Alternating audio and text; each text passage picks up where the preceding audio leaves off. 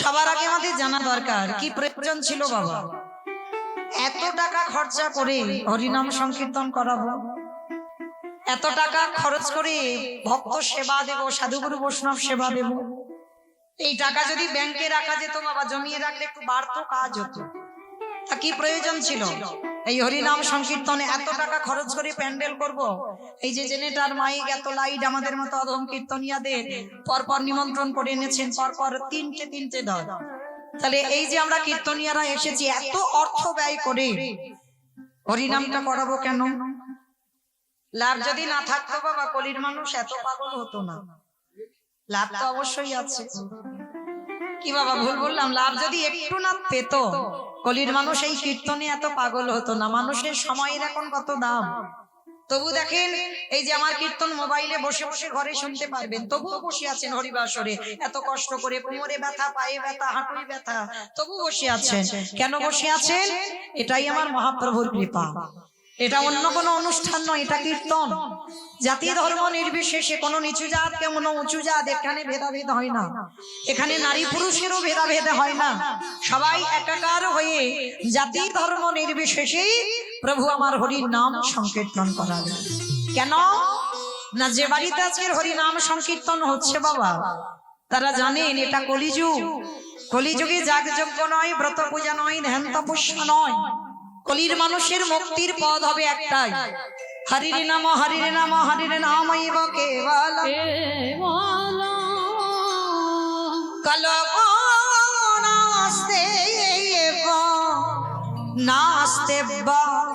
নাস্তে গতির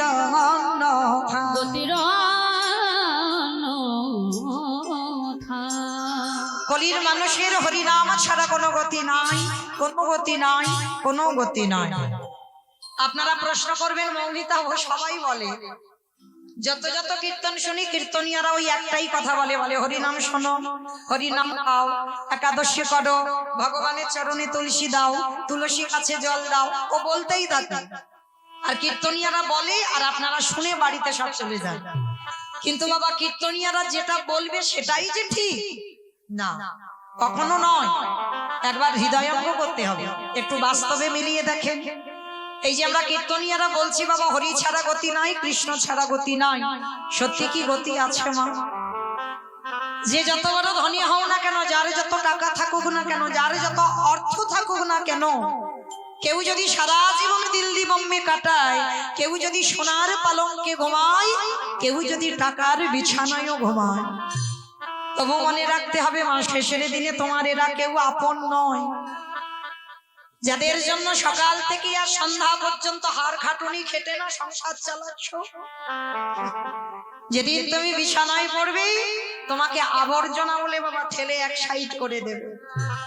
যতদিন তুমি সংসারে দিতে পারবে ততদিন এই সংসার তোমার ভালোবাসবে, আর যেদিন তুমি সংসারে দেওয়া বন্ধ করে দেবে এই সংসার তোমার দিকে ফিরে তাকাবে না। দিচ্ছ বলে তোমার এত কদর, দিচ্ছ বলে তোমার এত ভালোবাসা, আর যেদিন থেকে দেওয়া বন্ধ করে দেবে সেদিন আর তোমার কেউ ভালোবাসবে না। তাহলে কাদের জন্য তুমি কৃষ্ণ ভজন ভুলে যাচ্ছ? এই দেহটা বাবা শুধু সংসার করবার জন্য নয়, এই দেহটা শুধু ছেলে স্বামী সেবা করবার জন্য নয়। কৃষ্ণ ভজিবার তরে সংসারে আইনো, সংসারে আইনো অগমিছে গে মায়ায় বদ্ধ হয়ে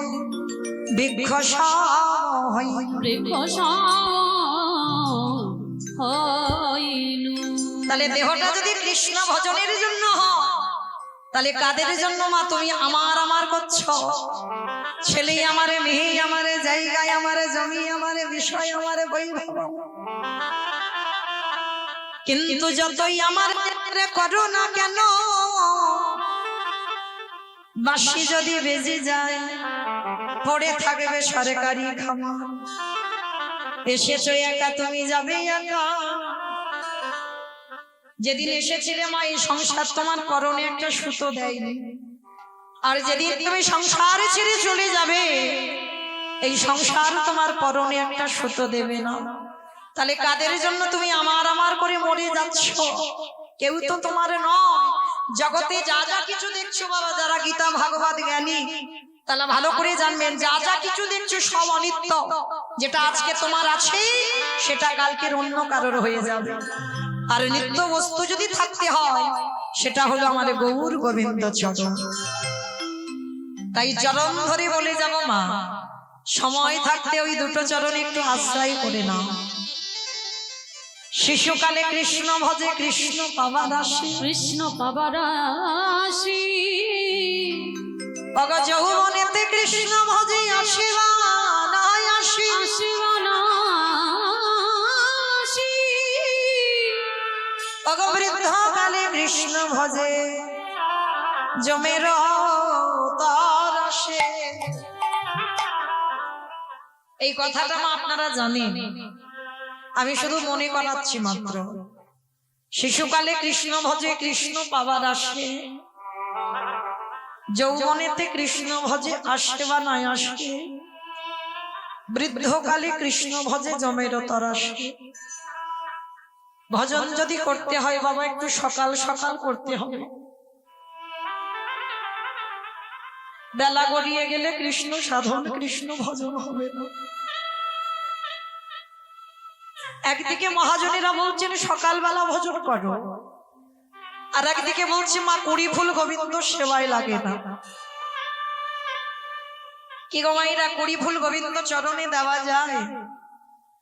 ছোটবেলায় যখন কুড়ি ফুল তুলে জলে ভিজিয়ে রাখতাম না, ঠাকুমারা কত বকাবকি করতো, এই নাতনি ওই কুড়ি ফুল তুলে জলে ফুটিয়ে রাখলে পরের দিন গোবিন্দ সেবায় লাগে না। কেন? ওটা কুড়ি অবস্থায় গাছে থেকে তুলে নিয়েছো, ওটা সেবায় লাগছে না। আর বাসি ফুল তো লাগবেই না বাবা, আপনারা সবাই জানেন যে ফুলটা গাছে ফুটে ঝরে পড়ে গেছে ওটা সেবায় লাগে না। আর বাসি ফুল সম কোন ফুলটা গো আমাদের দেহতত্ত্বে? দন্ত পড়ে যাবে,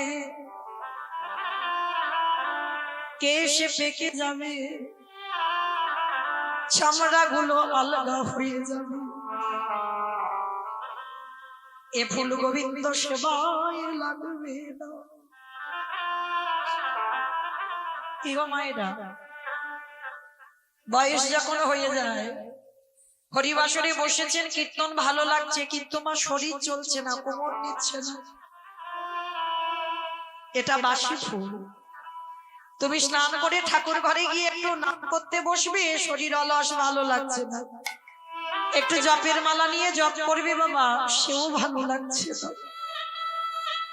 এ ফুলটা গোবিন্দ সেবায় লাগে না। সালে সেবা দেবে কোন ফুল? যে ফুলটা বাবা আজকের গাছে ফুটেছে, আর আজকের ফোটা ফুল সম আমাদের দেহতত্ত্বে বলছে বাবা যৌবন কাল। আমার কথা নয়, আমি মৌমিতা বলছি না, আমার প্রাণ গোবিন্দ রাধারানীর দুটো চরণ ধরে বলল, রাধে গো ভক্তের যৌবন বড়,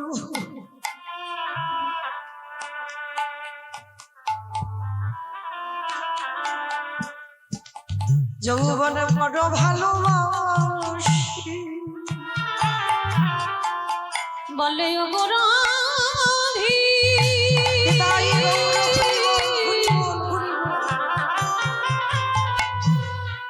ও গো রাধি, গাইবে না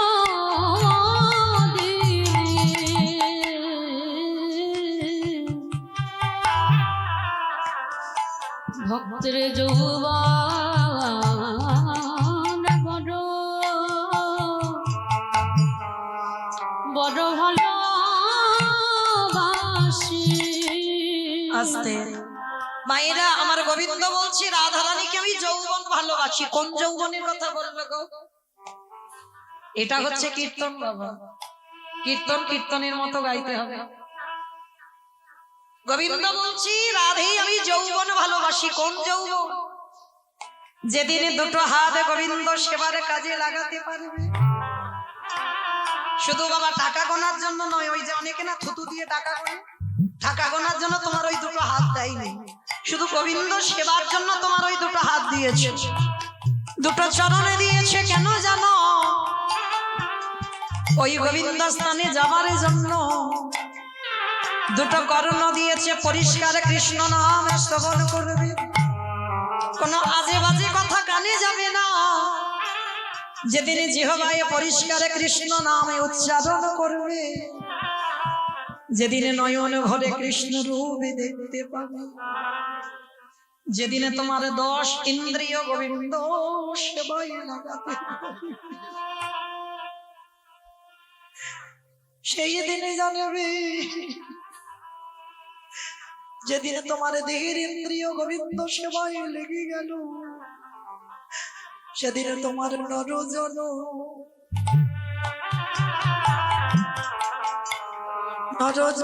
ধন্য যেদিন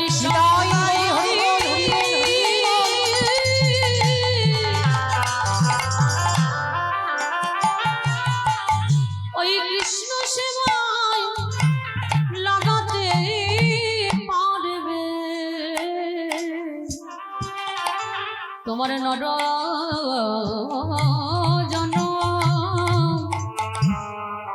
জনম ধন্য হলো। তাই তোমার গোবিন্দ যেদিন বাবা মথুরায় চলে গিয়ে মথুরার রাজা হলো, রাধারানী 100 বছরে কেঁদে কেঁদে বলেছিল, শরীরে আমারে বধূ যে ব্রজ ছেড়ে মথুরায় চলে গেল, যদি কোনোদিন সৌভাগ্যক্রমে ওই মথুরা থেকে ব্রজধামে কোনোদিন ফিরে আসে, সেদিনে যদি আমার দেহে যৌবন না থাকে, বলে বলে ললিতা আমি কি দিয়ে গোবিন্দে গোবিন্দের সেবা দিব, আমার যৌবনে যদি তাই গৌর প্রেমানন্দে হরি বল হরি বল। যৌবনে যদি ফুরয়ে গেল, সেদিন কি দিয়ে গোবিন্দে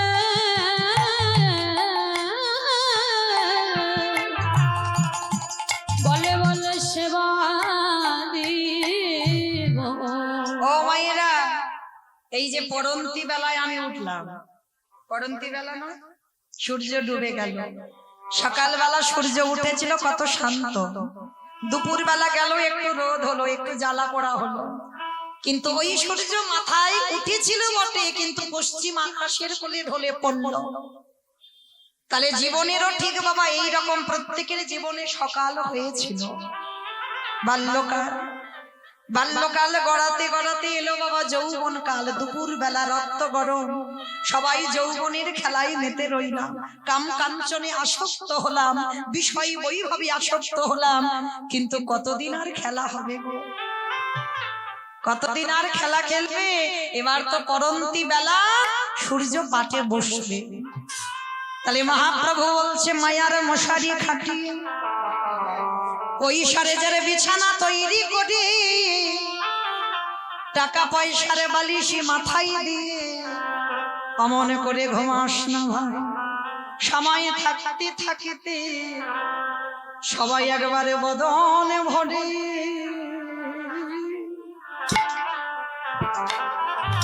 ভরে একেবারে কৃষ্ণ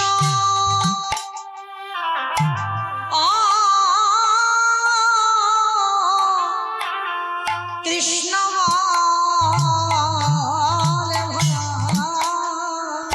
তোদের আরে বলো নিতাই গৌর প্রেমানন্দে হরি বল।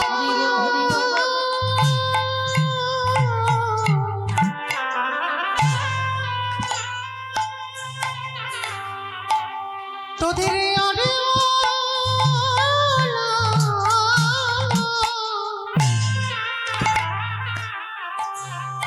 আরে বলা হইব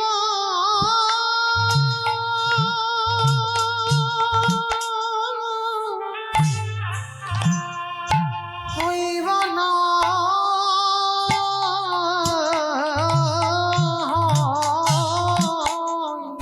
একেবারে সময় থাকিতে তোমরা হরি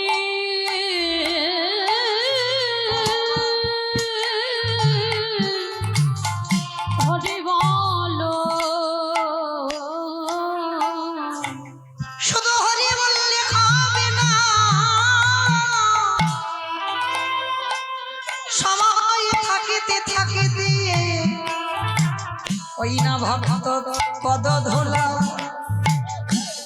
একবার অঙ্গে মাখো। হে বৈষ্ণবী কৃপা এটাই গৌর হরিব।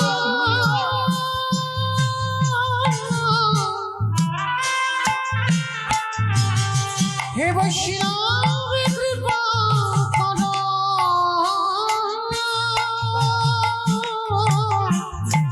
করো বলে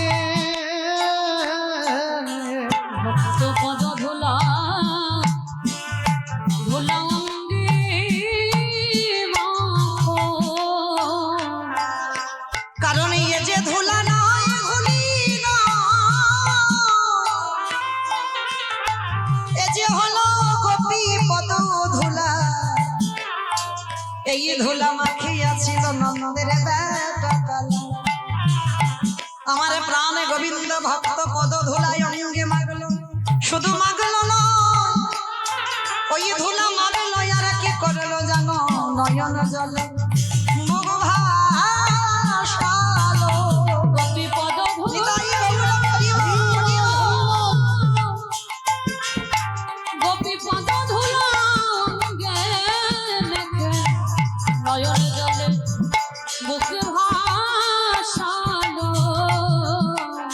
তাহলে মাইরা শুধু হরি বললে হবে না, হরি বলার সঙ্গে সঙ্গে মহাপ্রভু তো শুধু হরি বলে কাঁদেনি, ধুলায় গড়াগড়ি দিল কেন, যাতে ভক্ত পদ ধুলাটা ভগবানের অঙ্গে লাগে। শুধু ধুলাও মাগলো না, নয়ন জলে মুখ ভাসালো। হে ভক্ত কৃপা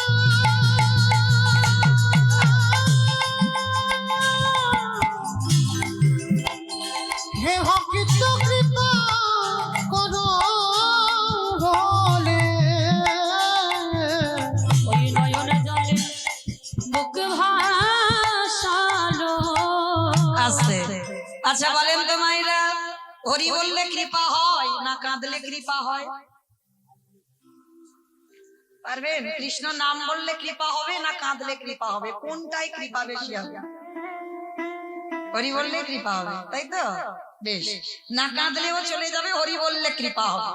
তাহলে এটা যদি ঠিক হয়, এবার আমার কথাটা শুনে প্রশ্নের উত্তরগুলো হৃদয়ঙ্গ করবেন, কেমন? এই প্রশ্নটা আমি করিনি, শ্রী শ্রী রামকৃষ্ণ পরমহংসদেব করেছিল। ওই নরেন, ছোট্ট নরেন যে পরবর্তীতে বিবেকানন্দ হয়েছে, ওই নরেন ছোটবেলায় প্রশ্ন করেছিল, গুরুদেব কাঁদলে কৃপা হয় না হরি বললে কৃপা হয়? আর যারা ঠাকুরের বই পড়েন দেখবেন ঠাকুর উদাহরণ ছাড়া কথা বলে না, মানে যার সঙ্গে কথা বলবে সবসময় পিছনে একটা উদাহরণ রেখে কথা বলে। তা যেই না নরেন জিজ্ঞেস করেছে হরি বললে কৃপা হয় না কাঁদলে কৃপা হয়, বলছে নরেন একটা কাজ কর, একটা পেরেক নিয়ে আয় তো দেখি। বলে ঠাকুর তোমার মাথা ঠিক আছে তো, আমি তোমায় জিজ্ঞেস করলাম হরি বললে কৃপা হয় না কাঁদলে কৃপা হয়, তুমি এখন পেরেক আনতে বলছো কেন? আরে শালা যেটা বলছি সেটা কর। বাবা আমি বলিনি শালা, ঠাকুর বলছে। শালা মানে কোন শালা? বউয়ের ভাই শালা নয়, পাঠশালা নয়, গোশালা নয়। তাহলে কোন শালা? ঠাকুর সবাইকে শালা শালা বলে সম্বোধন করতো। এই কোন শালা জানো? শা মানে মুক্তি, লাহা মানে নৌকা। ওই মুক্তির নৌকাতে ঠাকুর পারাপার হয়ে যাবে, তাই সবাইকে ঠাকুর শালা শালা বলে সম্বোধন করে। আজ নরেনকে বলছে, নরেন যা একটু পেরেক নিয়ে আয়। তা পেরেকটা নিয়ে এসেছে নরেন, ঠাকুরাই নাও পেরেক এনেছে। বলে আচ্ছা এবার একটা চুম্বক নিয়ে আয়। বলে আবার? বলে যেটা বলছি সেটা কর। আরে বাবা আমি তোমার যে প্রশ্নটা করলাম উত্তরটা তো দেবে। বলে দেবো তো, দাঁড়া। তাই এবার কি করেছে, এক হাতে পেরেক এক হাতে চুম্বকটা ধরেছে। এইবার দুটো ধরি বাবা, বলছে এবার কাছাকাছি আন। এইবার যেই পেরেক আর চুম্বকটা কাছাকাছি এনেছে, দুটো টান দিয়ে দেবে, দেবে না? যদি লোহা আর চুম্বক কাছে আনে টান দিয়ে দেবে। এবার দুটো এক জায়গা হয়েছে। ঠাকুর হেসে বলছে, আচ্ছা নরেন এইবার কি হলো বলতো? বলে কেন? দুজন দুজনকে টেনে নিল। বাহ, আচ্ছা আগে বলতো দেখি কে কাকে টানলো। কত সুন্দর বোঝাচ্ছে দেখো ঠাকুর। ওই যে বললাম উদাহরণ ছাড়া কথা বলে না।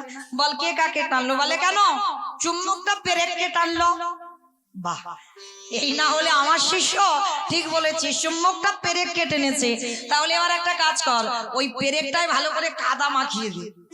হাওয়া বলে যেটা বলছি কর, তারপরে তো আমি উত্তরটা দেব। এইবারে নরেনে পেরেকে ভালো করে কাদা মাখিয়ে দিও। এইবারে কাদা যেই না মাখিয়ে দিয়ে গুরুদেবকে বললো, গুরুদেব এই ধরো।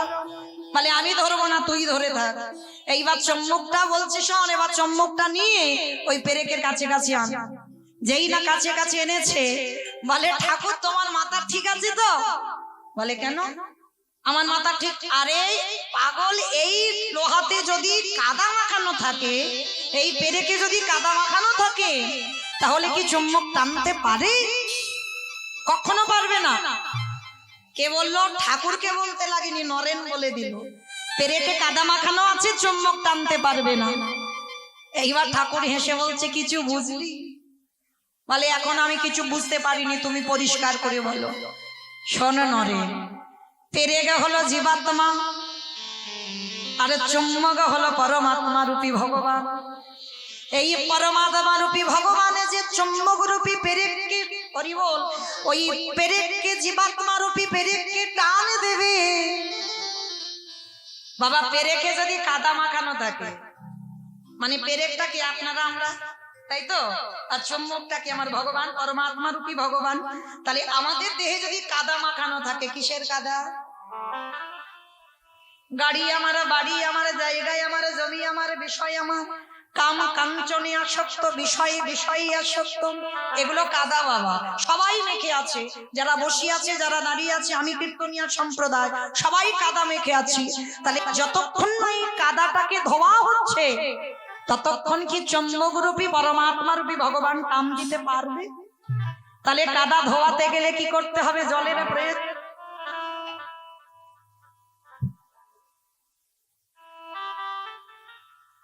ভালো ভালো, চেক চেক। তালি বাবা, প্রয়োজন হবে কি? জলের প্রয়োজন হবে। কিন্তু বাহ্যিক জগতের জল দিয়ে কোনোদিনই বিষয় বৈভাবের কাদা ধোয়া যাবে না। তাহলে কোন জল দিতে হবে? হ্যাঁ বেশ, তাহলে কি বুঝলাম? শুধু হরি বললে কৃপা হবে না, হরি বলার সঙ্গে সঙ্গে নয়ন জলে একেবারে কেঁদে দেখো কৃষ্ণ তাই গৌর হরি বল, হরি বল।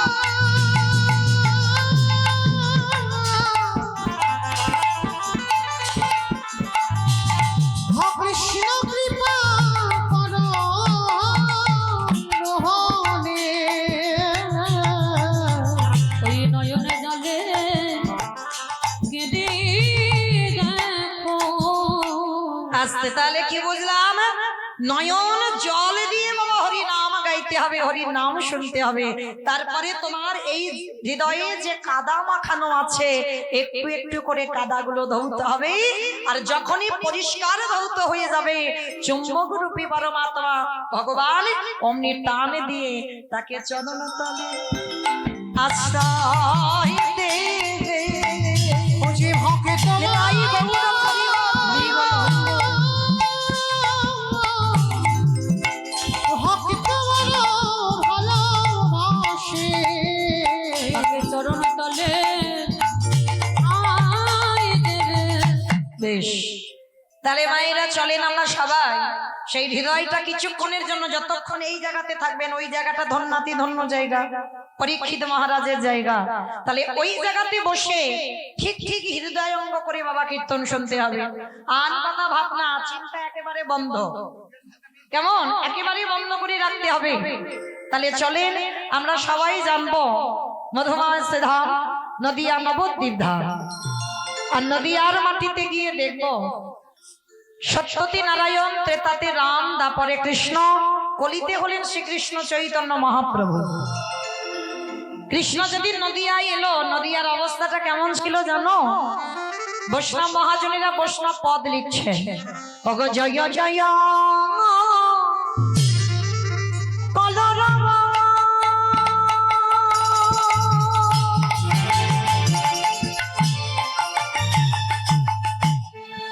ওই নদিয়া রে, ওগো জয় জয়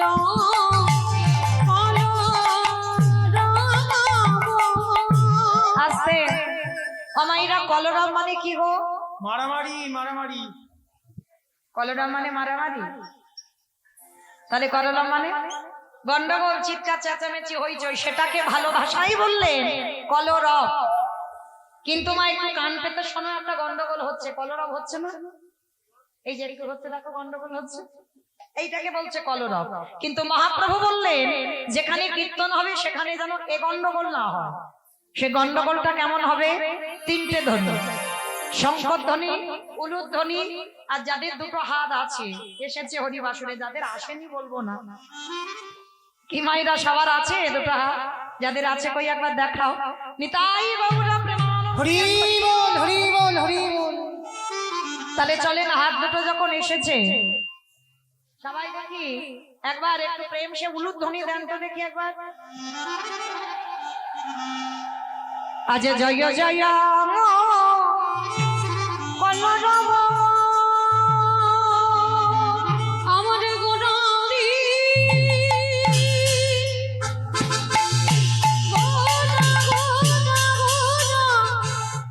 গোড়ারি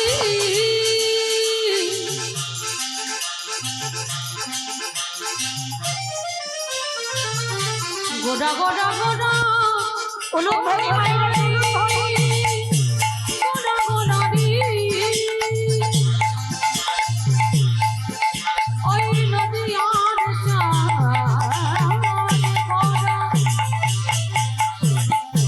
আমার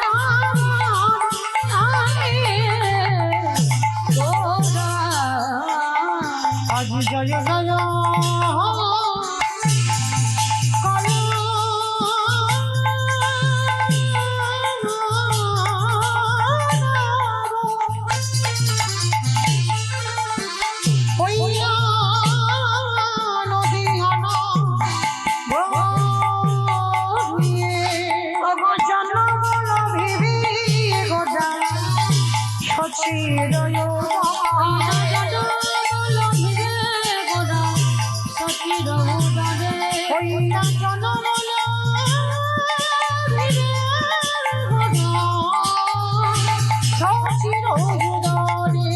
আমার নদী আপনি গো ও দয় খোলো।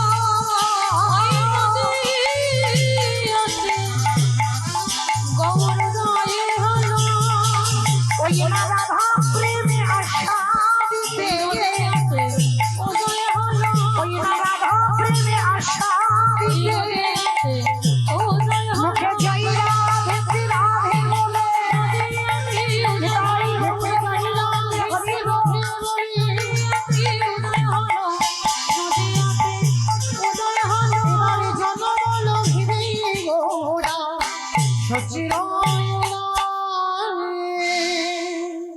তাহলে আজকের নদিয়ার মাটিতে কৃষ্ণ গৌর হয়ে এলো। মায়েরা কার ডাকে এসেছিল? না শান্তিপুরের মাটিতে বুড়ো অদ্বৈত আচার্য গোসাই। এই অদ্বৈত আচার্য গোসাইটা কে? যিনি হলেন পরম বৈষ্ণব বাবা ভোলানাথ। এই ভোলানাথের একটা নাম হচ্ছে বাবা মৃত্যুঞ্জয়। বলো তো দেখি মা, মৃত্যুঞ্জয় কোন ঠাকুরকে বলে? কালী ঠাকুরকে। কালী ঠাকুরকে বলে? মহাদেবকে। বেশ, শিব ঠাকুরের একটা নাম হচ্ছে মৃত্যুঞ্জয়। কেন মৃত্যুঞ্জয় বলা হলো? না সত্য ত্রেতা দ্বাপর, সত্য ত্রেতা দ্বাপর এই তিন যুগে আমার বাবার রূপ পরিবর্তন হয় না, কিন্তু কলিকালের মাটিতে ওই বাবা হয়েছেন অদ্বৈত আচার্য গোসাই। মনিটরে আওয়াজ কম হচ্ছে। এই যে অদ্বৈত আচার্য গোসাই কেন হলো? মাইরা এই জায়গাটা একটু মন প্রাণ দিয়ে আস্বাদন করবেন, কেমন? যিনি সত্যতে শিব হলো, ত্রেতাতে শিব হলো, দ্বাপরে শিব হলো, তিনি কলিতে অদ্বৈত আচার্য গোসাই হলো কেন? এই কেনর কথা জানতে গেলে আমাদের সবাইকে যেতে হবে বাবা একটু মহাভারত।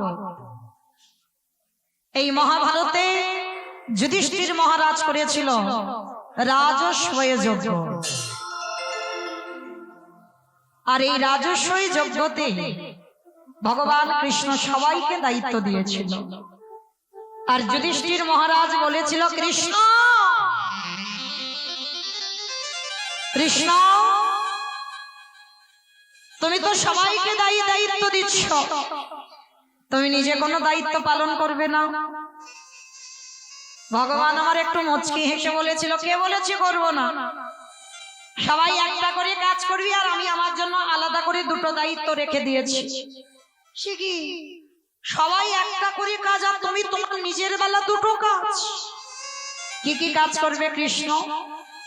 বলে জানো দাদা, আমার প্রথমবারই কর্ম হবে এই যজ্ঞে যত যত সাধু গুরু ব্রাহ্মণ বৈষ্ণব আছে, যত যত ভক্ত এই যজ্ঞে আসবে, আমি কৃষ্ণ দয়াময় হয়ে সবার প্রথমে আমি নিজের হাতে চরণ যুগল ধৌত করে দেব।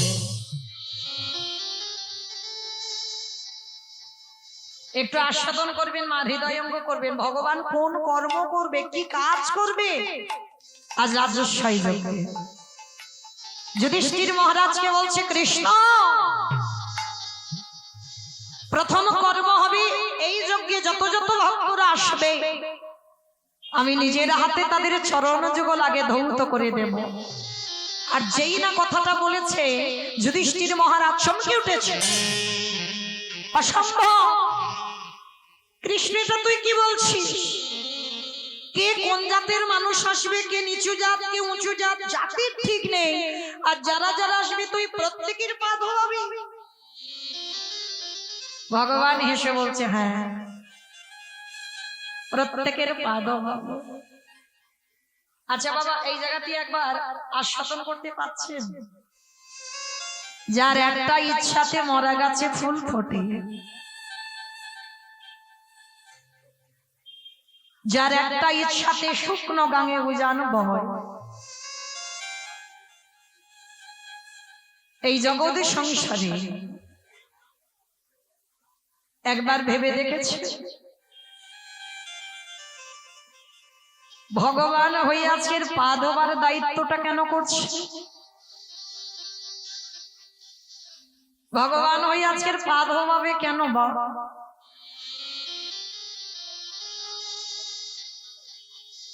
আস্তে মা আস্তে, কেন এত কথা হচ্ছে? বাচ্চাগুলোকে ধরো। এ কি ধরো মা, ধরো বাচ্চাগুলোকে একটু ধরো। ভগবান হয়ে পা ধোবার দায়িত্বটা নিল কেন জানো? যুগ ধর্ম প্রবর্তক নাম সংকীর্তন, চারি ভাব ভক্তি দিয়া না চাইল ভবন, আপনি ভক্ত ভাব করি অঙ্গীকার, আপনি না করলে ধর্ম জীবের শিখানো না যায়, আপনি আচরি ধর্ম জীবের শিখায়, এই তো সিদ্ধান্ত গীতা ভাগবতে গায়।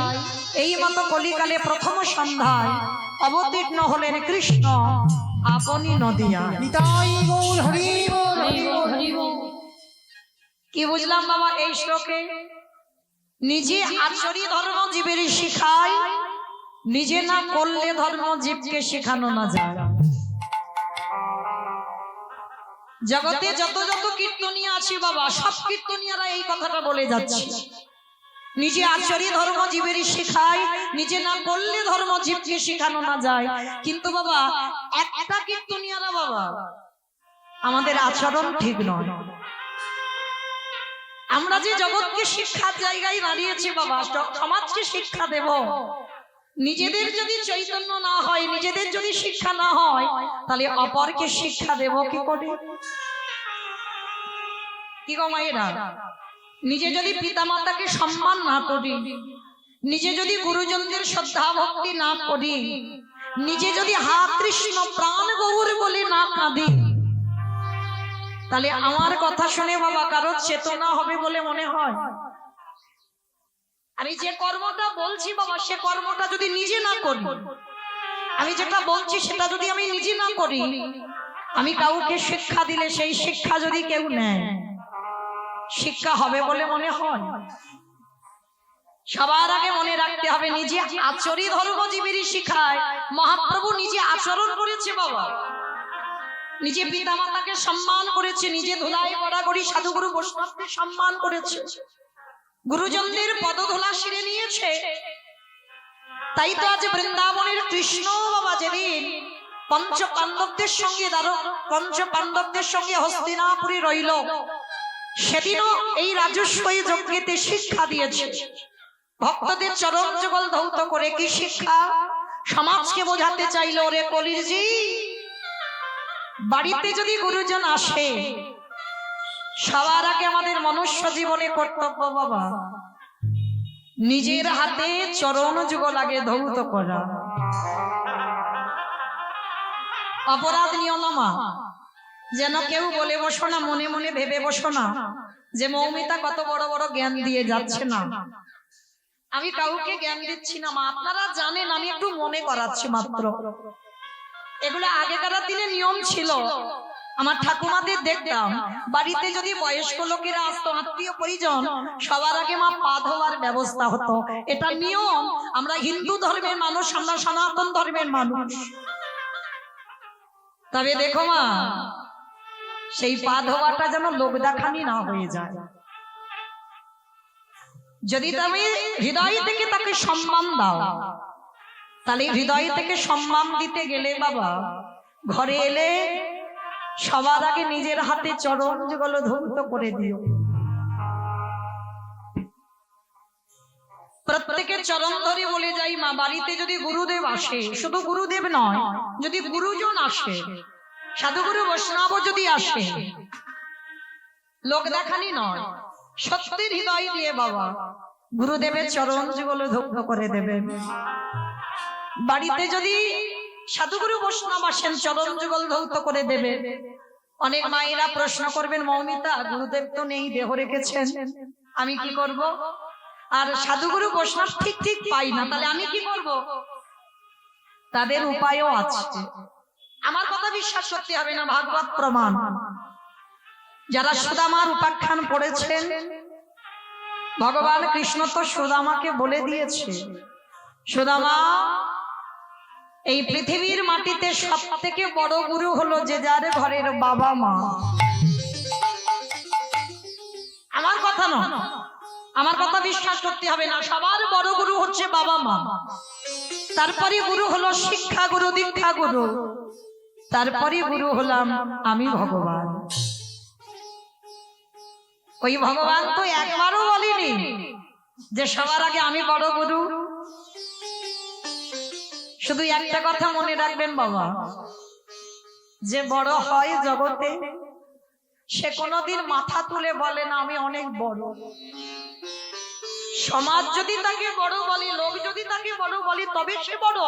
নিজে যদি বাবা ঢাক পিটিয়ে বলি আমি বড়, কোনোদিন বড় হয় না। ভগবান নিজেকে বড় জায়গা দেয়নি, সবার আগে বাবা মার জায়গাটা দিয়েছে। শুধু একটা কথা বলে যাব মা, যেতে হবে না বৃন্দাবন, যেতে হবে না নবদ্বীপ, যেতে হবে না হরিদ্বার, দক্ষিণ ভারত, পশ্চিম ভারত, কুম্ভ মেলায়, কোথাও যেতে হবে না, যদি তুমি বছর অন্তরে জীবিত ভগবান পূজা দিতে পারো। যদি কারোর স্মরণে থাকে বাবা এই অধম কীর্তনিয়ার কথা, জীবিত ভগবান সেবা দাও। আর জীবিত ভগবানকে মাটির মূর্তি লাখ টাকা খরচা করে দুর্গা পূজা করলে, লাখ টাকা খরচা করে প্যান্ডেল তৈরি করেছো, 5 দিন পরে বিসর্জন হয়ে গেল। হাজার হাজার টাকা খরচা করে কালী পুজো করলে, লক্ষ্মী পুজো করলে, সরস্বতী পূজা করলে, বাঙালির 12 মাসে 13টা পার্বণ হচ্ছে, সব করো, আমি নিষেধ করছি না। কিন্তু বাবা বছর অন্তর একবার করে জীবিত ভগবান পূজা দাও। আর জীবিত ভগবান হলো যে যার ঘরের বাবা মা বা শ্বশুর শাশুড়ি যাদের আছে, চরণ ধরে বলে যায় একটু যত্ন করে রেখে দিও। আর যারা হারিয়ে ফেলেছো, মাথা ঠুকে কাঁদলেও তার পাবে না। কিন্তু যাদের আছে, বৎসরে একবার ওই জীবিত ভগবান পূজা দিও। ভগবান বলছে সেই ভক্ত যদি সারাদিনে আমায় ডাকতেও ভুলে যায়, আমি ভগবান হয়ে সারা জীবন সেই ভক্তের দুয়ারে বন্দী হয়ে যায়। ও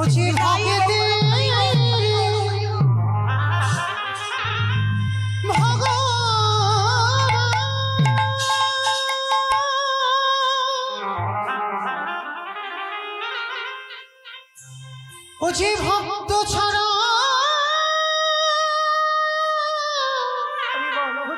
কিছু জানে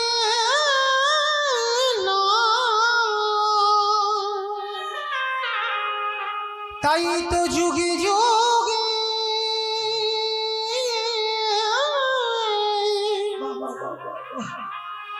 বুঝি ভক্তের কাছে ছুটিয়া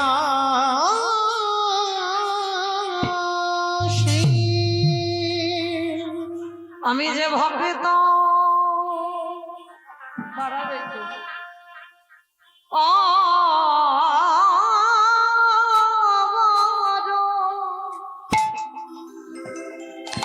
ভগবান ভালো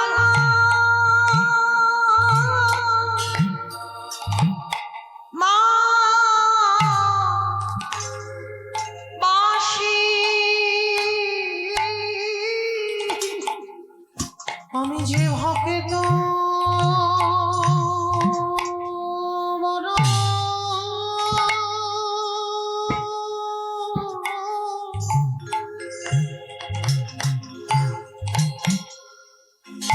ভক্ত বড় ভালো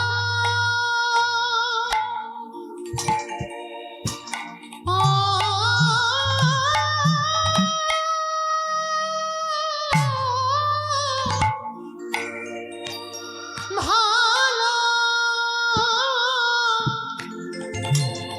ভালোবাসি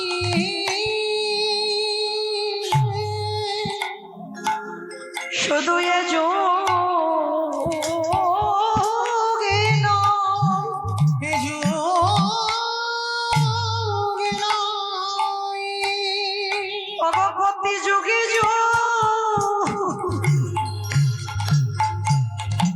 আমি যে ভক্ত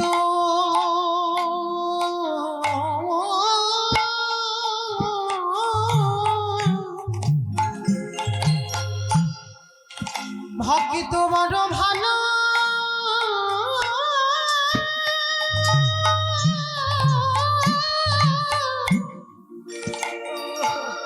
বড় ভালো বাসি অগা ভক্ত আমার মাতা পিতা ভক্ত আমার গুরু ভক্ত আমার গুরু ভক্ত আমার রেখেছে না সকল কতরু সকল পতরু ভক্ত যেদিন সেবা দেয় সেদিন সেবা পায়। সেদিন সেবা পাই ওগো ভক্ত না সেবা দিলে আমি উপবাসে যাই আমি ভক্ত বড় ভালো শুধু এ যুগে নয়,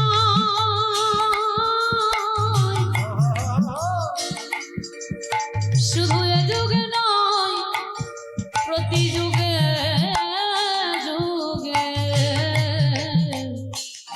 আমি ভক্ত বড় বড় ভালোবাসি। আস্তে তাহলে মায়েরা অনেক আড়ম্বরে বাবা মাকে পূজা করতে হবে না, একটু আসন পেতে দেন, নিজের হাতে বাবা মার চরণ যুগল ধৌত করে দেন, একটু গলায় মালা পরাইয়ে দিয়ে বছরে একবার নিজের হাতে জীবিত ভগবানকে খাইয়ে দিও। ভগবান বললেন কোন ভক্তের চরিত্র যদি এমন হয় তাকে কোনোদিন আমার কাছে যেতে হয় না, সে যদি সারাদিন আমাকে ডাকতেও ভুলে যায় আমি জন্মে জন্ম তার হয়ে যায়। নিতাই গৌর হরি বল। প্রতি জন্মে জন্মে আমি জন্ম জন্ম তারে হয়ে যাই। তাহলে আজকে সেই ভগবান কৃষ্ণ আজকে যজ্ঞের মাটিতে দাঁড়িয়ে বাবা পা ধোয়ার দায়িত্বটা নিয়েছেন। শুধু পা ধোয়া নয়, আরো একটা কাজ করেছিল। কি কাজ জানো?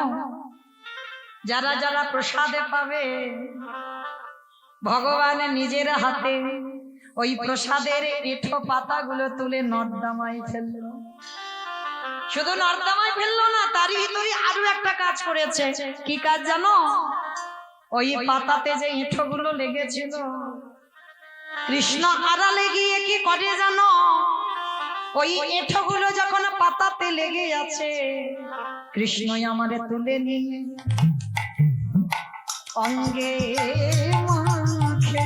নিতাই গৌর হরি বল।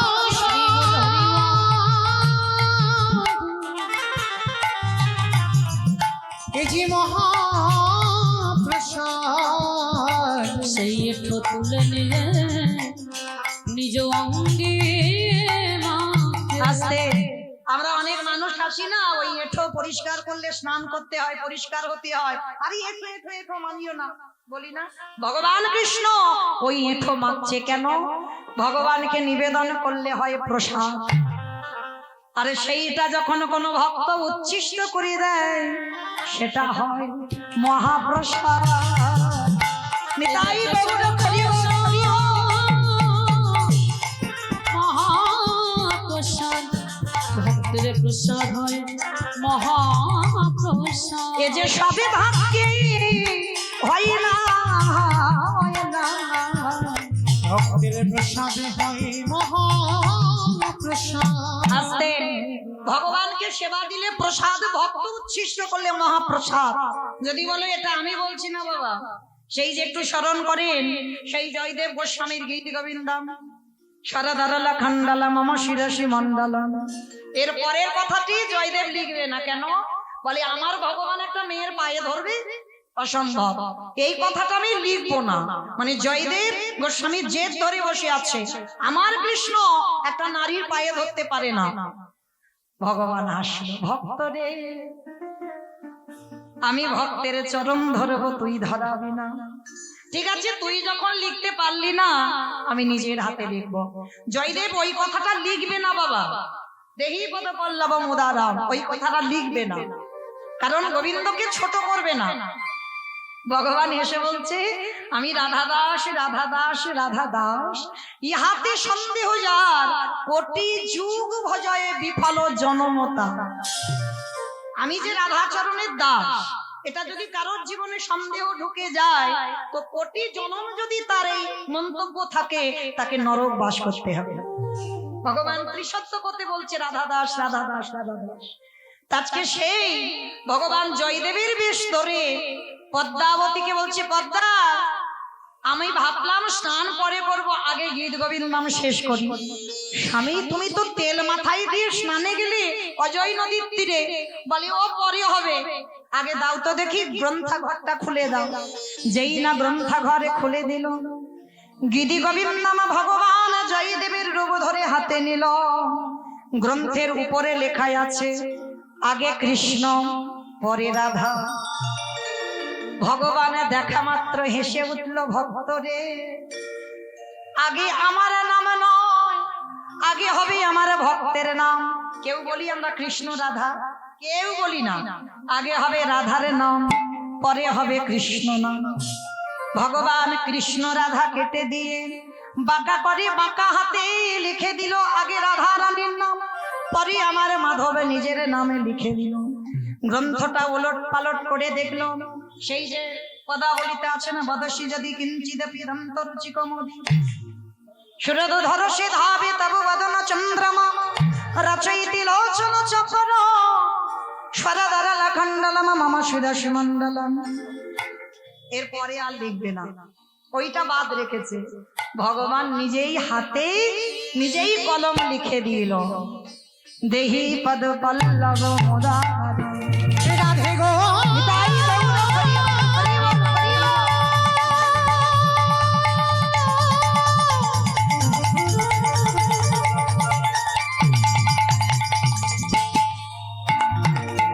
ও গো প্রেমময়ী রাধে, আমি জনমে জনমে তোমার চরণে দাসী হই। আজকের গোবিন্দ গ্রন্থ শেষ করে বলছে পদ্মা প্রসাদ দাও। কত বড় ভাগ্যবতী নারী দেখো, জয়দেব গোস্বামী সারা জীবন গোবিন্দ সেবা করলো, পাচ্ছে না। আর পদ্মাবতী শুধু স্বামীর চরণ সেবা করে ভগবান স্বামী রূপে পদ্মাবতীর কাছে প্রসাদ পেতে চাইলো। আমরা হলাম অর্ধাঙ্গিনী, সবাই অর্ধাঙ্গিনী নয়। এখানে যারা বসে আছো আমরা বউ, আমরা স্ত্রী। অর্ধাঙ্গিনী সবাই নয়। অর্ধাঙ্গিনী তাদের বলে শুধুমাত্র স্বামীর ভজনের পদ দেখাতে, ভজনের সাহায্য করবে, তবেই হবে তুমি সহধর্মিনী। তা পদ্মাবতী সহধর্মিনী। প্রসাদ ভগবান পেয়েছে, অর্ধেকটা প্রসাদ রেখে বলছে পদ্মা প্রসাদ পেয়ে নাও। বলছে স্বামী একটু পরে পাবো, তোমাকে শয়নে দিয়ে আসি। চরণ সেবা করে ভগবানকে শয়নে দিল। এইবার পদ্মা মা যেই না এক গ্রাস বদনে তুলবে, আসল জয়দেব এসে দাঁড়িয়েছে। পদ্মা, ছি ছি ছি ছি, এটা তুমি কি করলে? তুমি সহধর্মিনী, আমার স্বামী সেবার আগে তুমি সেবা করছো। স্বামী, তুমি নিজে গ্রন্থ শেষ করলে, তুমি নিজেই বললে যে পদ্মা আমি প্রসাদ পেয়েছি, তুমি প্রসাদ পাও, তারপরে তো আমি পেলাম, তোমার অনুমতি ছাড়া তো আমি পাইনি, অসম্ভব। আমি স্নানে গেলাম, আমি অনুমতি দিলাম কি করে, আর আমি গ্রন্থ শেষ করলাম কি করে? বলে হ্যাঁ স্বামী, তুমি গ্রন্থাঘরে গিয়ে দেখো। আসলে জয়দেবে যেই না গ্রন্থাঘরে প্রবেশ করলো, চারিদিকে কৃষ্ণ অঙ্গগন্ধ নাসিকায় ঢুকছে। গ্রন্থটা তাড়াতাড়ি করে হাতে নিয়ে দেখল, কৃষ্ণ রাধা কেটে দিয়ে লেখা রইল রাধা কৃষ্ণ। গ্রন্থটা ওলট পালট করে দেখল, সরদালালা খন্ডালাম মাম শিরসি মন্ডলাম, এই পর্যন্ত জয়দেবের হাতে লেখা। ওর পরে লিখে দিল দেহি পদ পল্লব মুদারাম। সে লেখা ঝলমলে ঝলমল ঝলমল করে। ওই তাই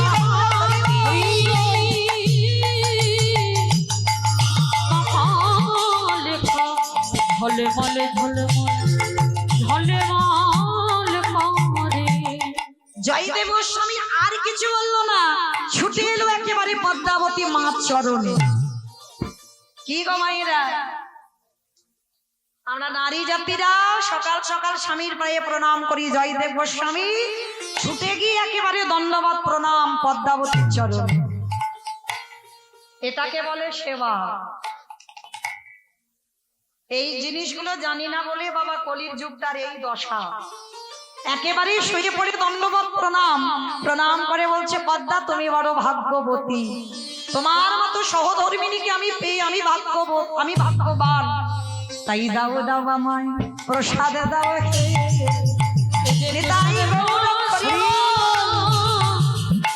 প্রসাদে প্রসাদ মহাপ্রসাদ, দাও দাও আমায় প্রসাদ দাও হে। আজ থেকে আমি গোবিন্দ সেবা করব না, আজ থেকে পদ্মাবতী আমি তোমার চরণ সেবা করব। কেন? নারী হচ্ছে সাধনা, নারী ভোগের সম্পদ নয় মা। নারীকে শুধু ভোগের বিষয় যদি কেউ মনে করে, ও সারা জীবন ভোগ করে যাবে বাবা, কাজের কাজ কিছু হবে না। নারী সাধনার, নারী ভজনের, নারী আরাধনা যদি ঠিক ঠিক নারী পেয়ে যাও, আর সেই নারীর চরণ যদি সাধনা করতে পারো, তোমার অচিরে কৃষ্ণ প্রাপ্তি হবে। এটাই গৌর হরি। ভজন করলে অচিরে কৃষ্ণ প্রাপ্তি হবে। চণ্ডী ঠাকুর করল রামের চরণ ভজন, জয়দেব গোস্বামী করল মা পদ্মাবতীর চরণ ভজন, বিল্ল মঙ্গল করেছিল চিন্তামণির চরণ ভজন। শ্রী শ্রী রামকৃষ্ণ কলিযুগ বাবা, শ্রী শ্রী রামকৃষ্ণ পরমহংসদেব করল মা শারদার চরণ ভজন, বিবেকানন্দ করল ভগ্নী নিবেদিতার চরণ ভজন। কি গো, এরা সবাই পুরুষ ছিল। এই পুরুষ এরা নারী সাধনা করতে শিখেছিল, তাই তো অনায়াসে রাধা গোবিন্দের কৃপা লাভ করলো। নিতাই গৌর প্রেমানন্দে হরি বল হরি বল। ও মায়েরা, বলো তো দেখি কোথায় ছিলাম? বলো দেখি কারা কারা কীর্তন শুনছো? এটাই তো তত্ত্ব বাবা, যেখানে যাই না কেন ঘুরে ফিরে আসতে হবে। মায়াপুর ছিলাম, হরি বল। মনে করো, একটু স্মরণ করো, ছিলাম আমি তো ভুলে গেছি এত কথা বলতে। সামনের বাড়ি কেন থাকবো? লীলাতে কোথায়, আমার বিষয়ে কোথায় ছিলাম? যুধিষ্ঠির যজ্ঞে যত যত ভক্ত এসেছিল ভগবান ওই প্রসাদ এঁঠোগুলো গায়ে মারছিল। কি গো মাইরা, এখানে ছিলাম তো, এই প্রসাদের কথা বলতে গিয়ে একটু চলে গেলাম, কেমন? তাহলে এই যে ভগবান প্রসাদ গুলো গায়ে মারছে, মহাপ্রসাদ, ভক্তের উচ্ছিষ্ট প্রসাদ। তার যুধিষ্ঠির মহারাজ পিছন থেকে বলল, ও হে কৃষ্ণ দয়াময়, একেবারে বলো বলো দেখি, ভক্তের চরণ যুগলে ধোবাচ্ছ মেনে নেওয়া যায়? ভক্তের এঠো পরিষ্কার করছো মেনে নেওয়া যায়, কিন্তু ভক্তের এঠো তুমি শ্রী অঙ্গে লেপন করছো কেন? ভগবান হেসে বলছে, জানো যুধিষ্ঠির দাদা, এ তো আমার কর্মফল। শিখি, তোমার কর্মফল মানে তুমি আবার পাপ করো? বলে, হাই ভগবান, সবাই তো পাপী, আর আমি কি জানো, আমি হলাম মহাপাপী। আমি সবার তাই বললাম, হরি বল। আমি হলাম মহাপাপী। ভগবান সবার বিচার করে, সবার বিধান দেয়, আর যে ভগবান সিংহাসনে বসে বিচারক, সেই ভগবান হচ্ছে মহাপাপী। যুধিষ্ঠির মহারাজ হেসে বলছে, কৃষ্ণ তুই নিজেকে বলছিস মহাপাপী কেন? কি এমন অন্যায় করলি, কি এমন পাপ করলি? বলে, জানো দাদা, পাপটা তো আমি এই কৃষ্ণ অবতারই করিনি, করেছিলাম ত্রেতা যুগে রঘুপতি রামচন্দ্রের অবতার। বলে, কি পাপ করেছিস কৃষ্ণ? বলে, সেই যে দুর্গা পূজা করেছিলাম অকাল বোধন।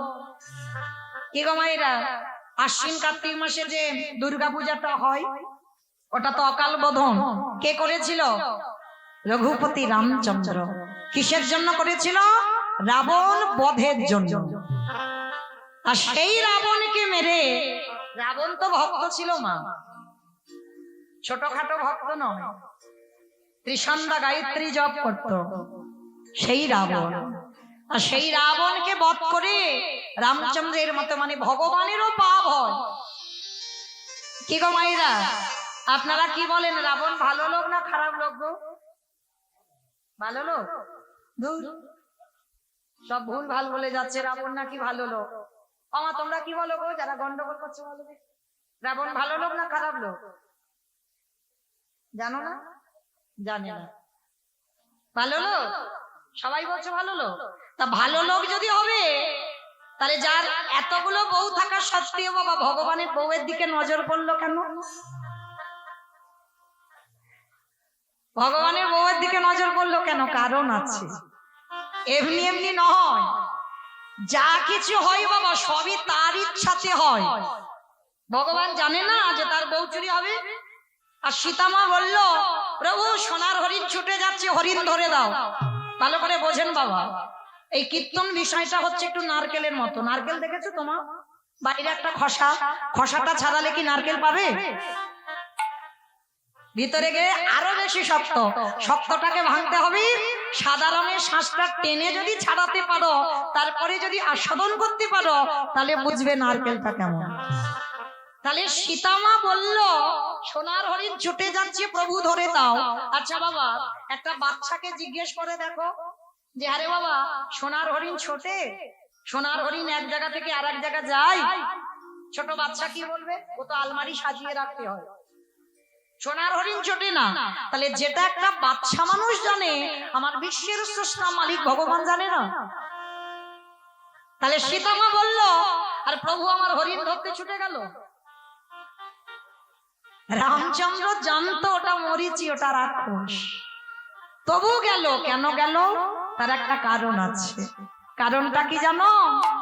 ওই রামে যদি হরিণ ধরতে না যেত, তাহলে রাবণ কোনোদিনে সীতা চুরি করতে পারত না। সীতা যদি চুরি না হতো, লঙ্কাতে লক্ষ্মী প্রতিষ্ঠা হতো না। আর লঙ্কাতে লক্ষ্মী প্রতিষ্ঠা না হলে তুলসী বৃক্ষ হতো না। তুলসী বৃক্ষ না হলে, সেই তুলসী পাতা ভোগে না দিলে মহাপ্রসাদ হতো না। প্রসাদ না হলে সেই প্রসাদে সেবা করলে কৃষ্ণ ভক্তির উদয় হতো। আরে কৃষ্ণ ভক্তির উদয় যখনই হতো, ওই রাবণ রাজার 1,00,000 ছেলে, 1,15,00,000 নাতি, তার গোটা বংশ উদ্ধারে পেয়ে যেত। নিতাই গৌর হরি বল, হরি বল, হরি বল। আমার বুঝেছো না বোঝনি? আচ্ছা একটু ভেঙে বলি, পরিষ্কার করে। রাম হরিণ ধরতে গেল, রাবণ সীতা চুরি করলো। সীতা যতদিন না লঙ্কাতে গেছে ততদিন বাবা ওখানে তুলসী বৃক্ষ মানে লক্ষ্মী নেই তো। দেখবেন মা বাস্তবে বলে দিই, যে বাড়িতে তুলসী গাছ হয় আর মরে যায় কিছুতেই বাঁচাতে পারবে না, তুলসী গাছ হয় না। মনে রাখবে লক্ষ্মী নাই বলে তুলসী বৃক্ষ মরে যায়। আর যে বাড়িতে চারিদিকে বাবা তুলসীর বৃন্দাবন হয়ে থাকে, জানবেন চারিদিকে লক্ষ্মী ভরপুর, যার জন্য ওই বাড়িতে এত তুলসী গাছ। তা লঙ্কার মাটিতে যতদিন না সীতা যায়নি বাবা, তুলসী গাছ হতো না, হতো আর মরে যেত। যেদিন গেল সীতা মা, তুলসী গাছ হলো। তুলসীর পাতা যখন প্রসাদে দিল, মহাপ্রসাদ হলো। সেই প্রসাদ লঙ্কার ভক্তরা প্রসাদে পেত। তাহলে কি হলো? কৃষ্ণ ভক্তির উদয় হলো। আর কৃষ্ণ ভক্তির যখনই উদয় হলো, রাবণ রাজার গোটা বংশ উদ্ধার পেয়ে গেল। নিতাই গৌর তাহলে বাবা আজকের ভগবানের বউ চুরি হবে, ওটা ভগবান খুব জানে। যদি বলো কিরকম, যা গোটার এখন বলা যাবে না, অনেক সময় লাগবে, অন্য কোনো দিন বলবো যে কেন বলতে হবে, এখনই বলবো। আর ওই পারে যেতে যে লীলাতে দেরি হবে।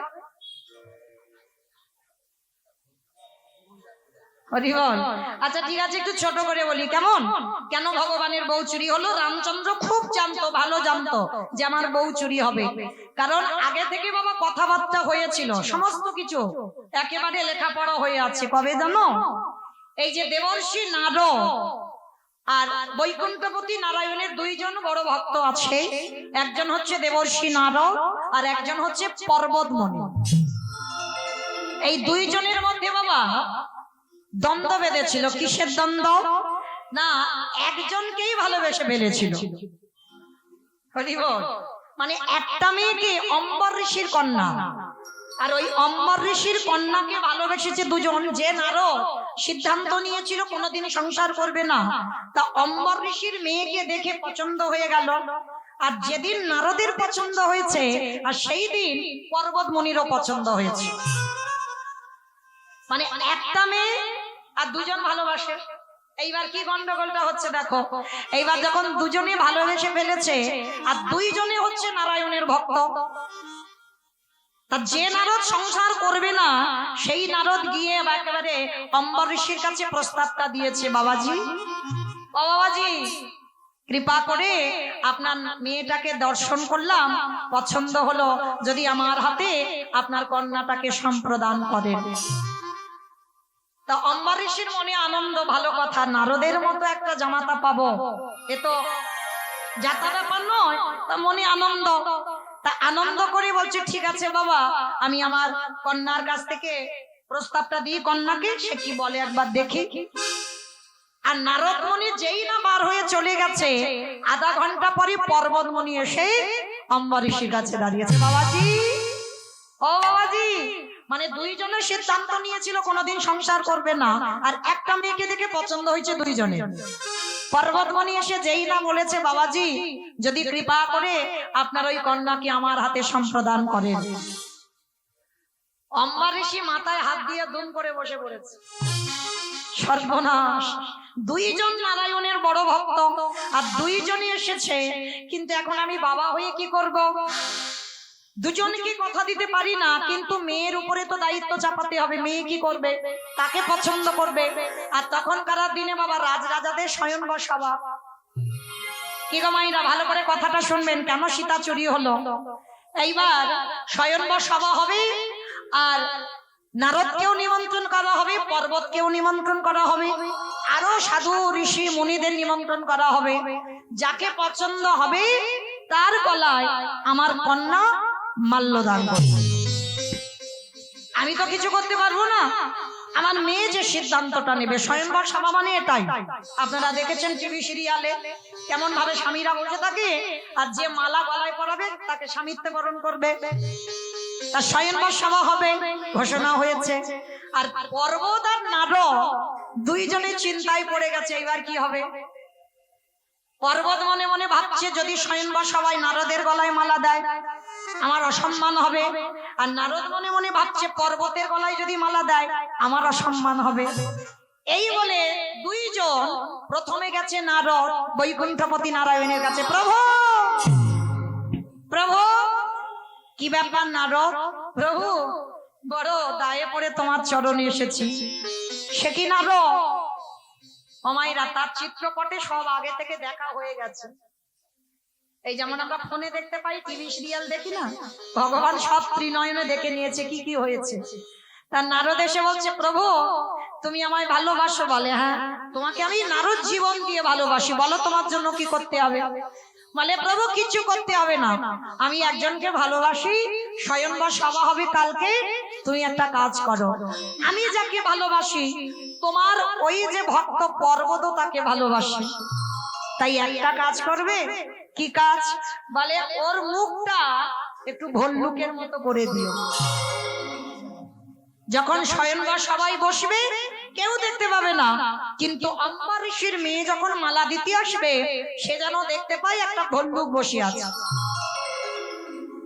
ভগবান মনে মনে ভাবছে বেশ, তাহলে ঠিক আছে নারদ, আমি কথা যখন দিয়ে ফেলেছি ও পর্বতের মুখটা ভল্লুকের মতো করে দেব। নারদের মনে বড় আনন্দ, আনন্দে গদগদ হয়ে বেরিয়ে গেছে।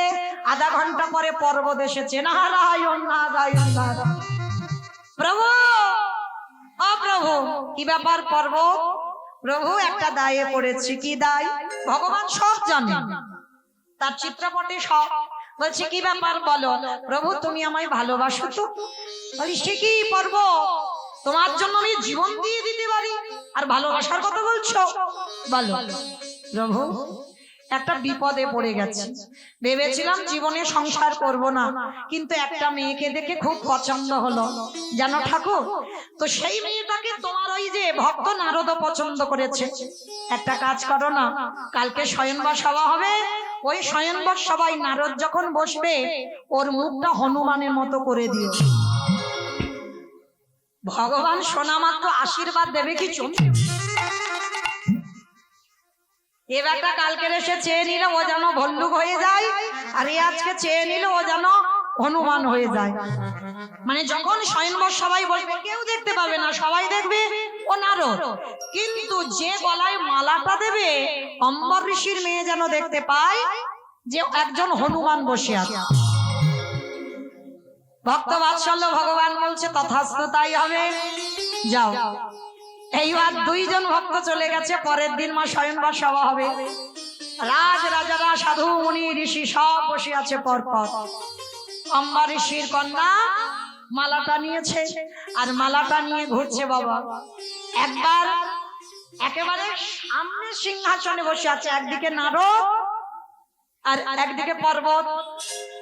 আর অম্বা ঋষির মেয়ে দেখছে, সবাই দেখছে নারদ আর পর্বত, আর অম্বা ঋষির মেয়ে দেখছে ভগবানের লীলাতে একটা হনুমান বসে আছে আর একটা ভল্লুক বসে আছে, আর মাঝখানে আমার ভগবান। হরি বল।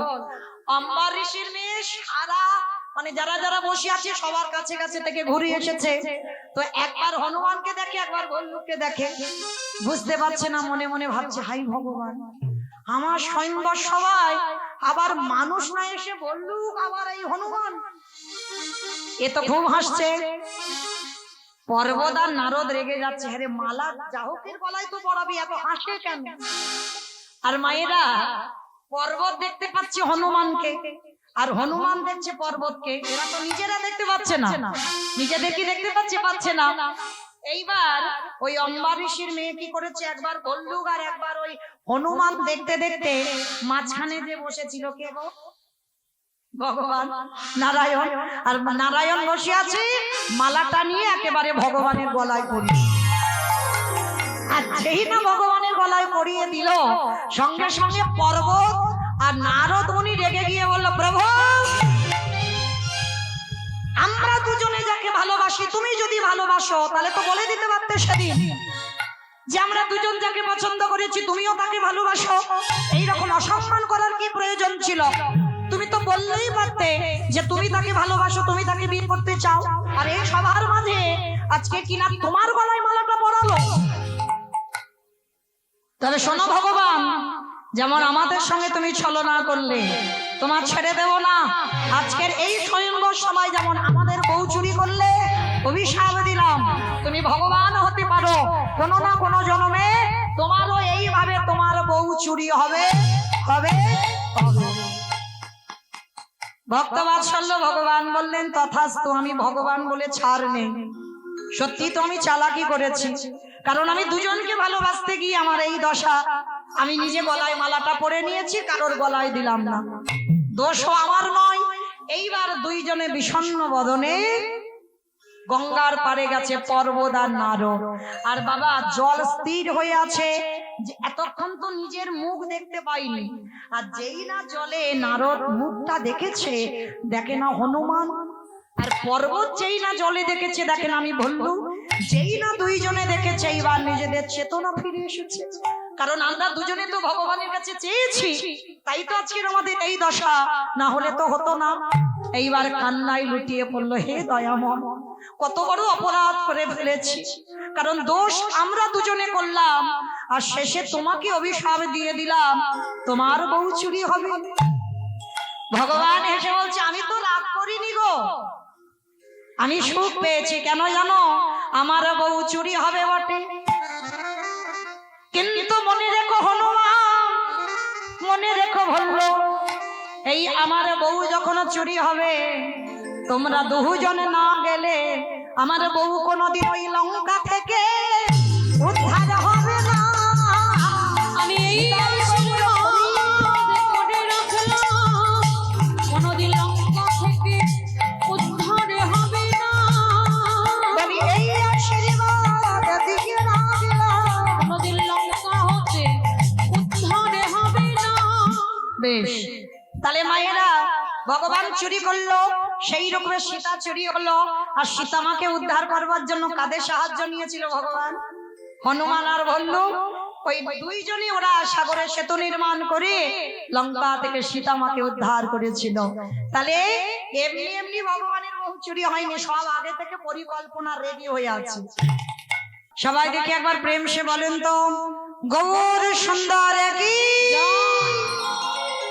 নবদ্বীপে ধাম কি, সচিরি নন্দন কি, বিষ্ণু প্রিয়া কি, ধ্বনিটা হলো কি।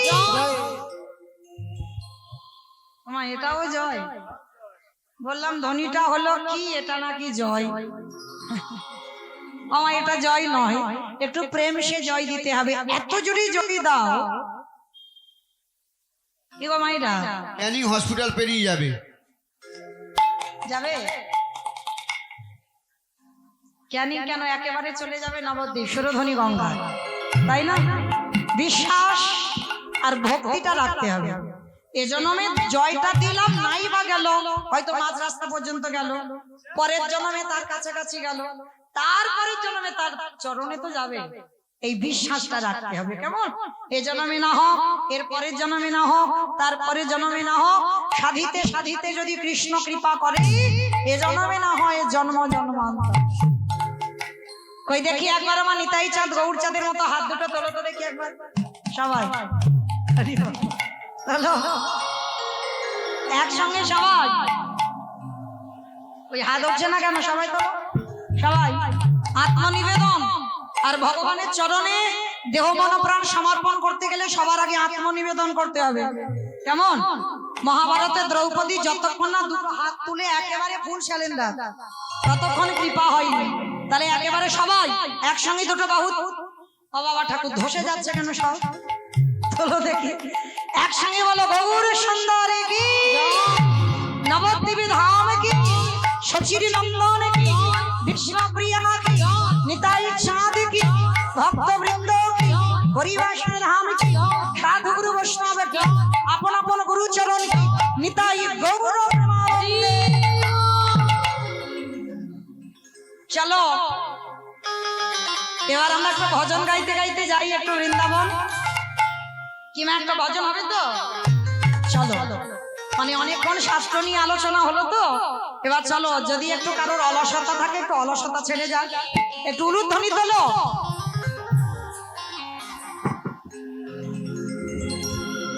রাখালি ভজন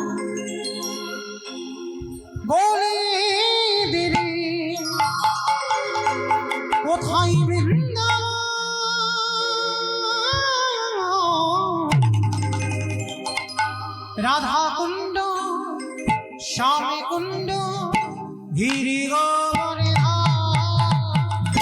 রাখাল রাজা বললেই দেরি কোথায় বৃন্দাবন শ্যামকুণ্ড রাধাকুণ্ড গিরিগোবর্ধন রাখাল রাজা বলে দেরি কোথায় বৃন্দাবন শ্যামে কুণ্ড রাধা কুণ্ড গিরি গোবরে রাখাল রাজা বললেই দেরি কোথায় বৃন্দাবন শ্যামকুণ্ড রাধাকুণ্ড গিরিগোবর্ধন ভাগ্যবতী শ্রী যমুনা জানে বনি যায় এসে ঘাটার বংশীধর আছে সেই ঘোড়ায় ভাগ্যবতী যমুনা সজল হয়ে যায় এসে ঘাটে বংশীধর আসে শ্যামরা। ও মাইরা, আমি আর আমার সম্প্রদায় যাবো, আর কেউ যাবো না? কেউ যাবো না? সবাই যাবো তো? যারা যারা যাবো কই দেখি আর একবার এই কান মুলে বলছি, মা কালী দিব্যি, আর বলবো না। সবাই দেখি হাত দুটো আর একবার তোলো দেখি, সবাই একসঙ্গে তালে তালে করো, তালি কেমন? ভাগ্যবতী শ্রী যমুনায় উজানে বহি যায় এসে ঘাট বংশীধর আছে সেই ঘোড়ায় ভাগ্যবতী যমুনা সজল হয়ে যায় এসে ঘাটে বংশীধর আসে শ্যামরা। বাঁশুরি বাজাই কালা বাঁশুরি বাজাই বাঁশি শুনে রাধা রানী অভিসারে যায় ও বাঁশরি বাজায় রে কলো বাঁশরি বাজায় বাঁশি শুনে রাধা রানী অভিসারে যায়। আরে বাঁশুরি বাজাই রে কালা বাঁশুরি বাজাই বাঁশি শুনে রাধা রানী অভিসারে যায় রাধে রাধে রাধে রাধে রাধে রাধে রাধে রাধে ও রাধে রাধে। রাধে রাধে। ও মা, বলছো সব মনে মনে বলছো? একটু জোরে জোরে বলতে হবে। কই দেখি তোলো আমার সঙ্গে দুটো হাত, একসঙ্গে রাধা রানীর নাম জোরে জোরে বলবে, কেমন? রাধে রাধে রাধে রাধে রাধে রাধে রাধে রাধে। ও, ওটা কি রকম আওয়াজ হচ্ছে? তাল হচ্ছে না? সব চড়বড় চড়বড় করে মুড়ি ভাজার মতো হচ্ছে তো। কীর্তনে একটা তাল থাকতে হবে তো, যে তালি আছে সে তো বেতালি হয়ে যাবে, মানে আমি তো বেতাল হয়ে যাবো। তাহলে দেখি একসঙ্গে সবাই আমার সঙ্গে সঙ্গ দিয়ে বলবে, কেন আমার মতো করে, কেমন? রাধে রাধে রাধে রাধে राधे राधे वृंदावन में गोवर्धन में निधोवन में